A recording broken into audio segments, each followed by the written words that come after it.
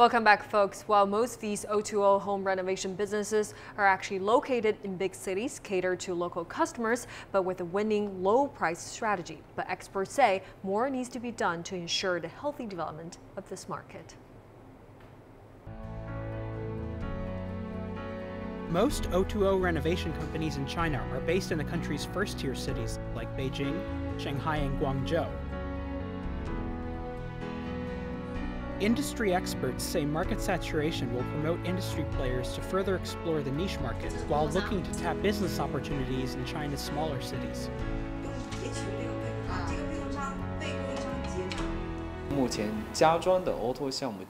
Most renovation O2O companies are gathered in first-tier cities, but like other O2O businesses, they will begin to take over the entire supply chain. That is, moving from focusing on one section to several sections of the market. On the other hand, they'll expand from first-tier cities like Beijing and Shanghai to second-tier cities like Changsha, Wuhan, and Zhengzhou.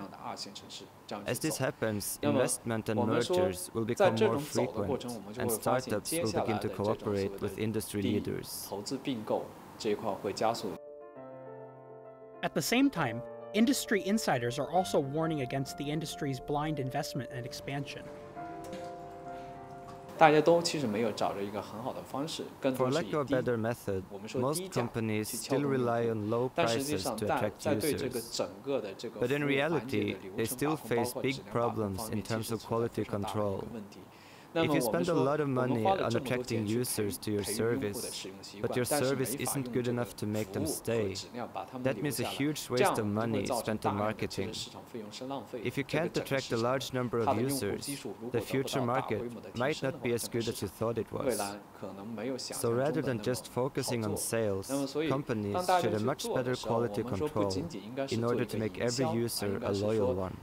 切实的、更加深入的去把控这整个服务质量，使这个真正使每一个用户进来的时候就成为未来的忠实的用户。Hui Zhuang is looking to expand and integrate more business lines of the industry. Liu Yuxi admits that's a big challenge for her company. We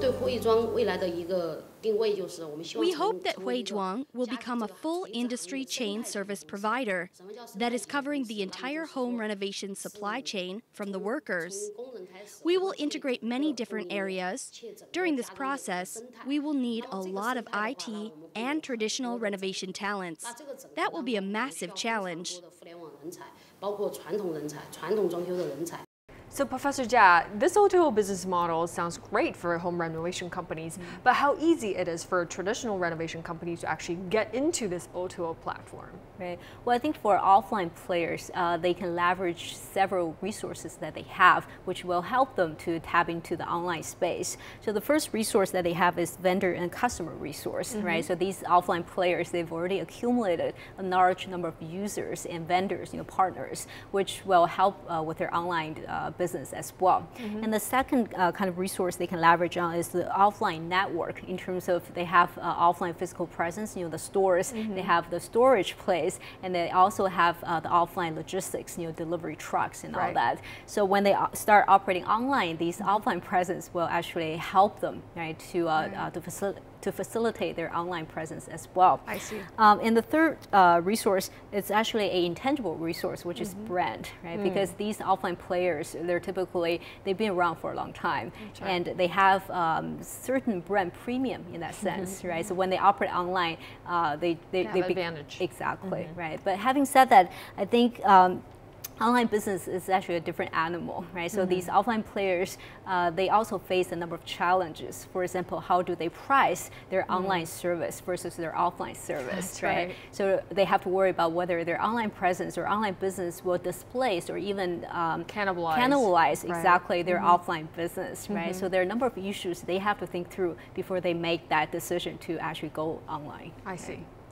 Well, Professor Jia, from the video, we saw that one company actually plans to expand from first-tier cities into these second, third-tier cities. But how easy it is for these O2O renovation companies to actually expand geographically? You know, that's a great question, Tracy. I think it's actually going to be quite challenging. And the reason is because even though, you know, the one main advantage of internet is you can actually break through the geographic boundary, right? But when it comes to service business, it's actually, you're still confined by the service radius. So geographic expansion is actually easier if you operate a, say, online retailer, right? Retailing business, when you sell standardized product to consumers, that's actually easy to achieve. That's right. But when you operate a service business, you're still confined by the service radius, because all the services are still provided offline, right? So when it comes to a home renovation, for example, you still need ground troops, you have right? to travel on site, right? Exactly, to each customer house for, you know, measurement, and you need local teams and local vendors to help you, you know, put all the items together, right? So I think with renovation service, it's going to be difficult to expand geographically. How does the future look for the development of this O2O renovation business? Well, I think at this point it's still a little too early to tell, you know, what the future holds for the sector. But my feeling is that in the next few years we will be seeing 2 to 3 winners taking the lead in this market. And again, you know, as we talked about with other O2O sectors, I think the sector will go through a phase of consolidation where the winner has majority of the market shares, only the several leading ones, but the smaller ones will either go out of business or get acquired. So I think capital actually will play a very important role in this competition. You know, capital is king. Exactly. So companies that are able to raise, you know, find the right business model and are able to raise significant venture capital money, they will have all the resources to engage in competition, to expand the market. Right? So I think this is, in the next few years, it will be interesting to see how the dynamic changes in this market. So the competition will get very intense going Definitely, forward. yes. Yeah. Well, thank you so much for your time and analysis today, Professor Jia. Well, thanks, Tracy, for having me. Well, folks, do follow us on YouTube, Facebook, and Twitter to share your thoughts. And if you have an interesting business case to tell, make sure to email us at newmoney@cctv.com. And thank you so much for joining us this week. We'll see you again at the same time next week.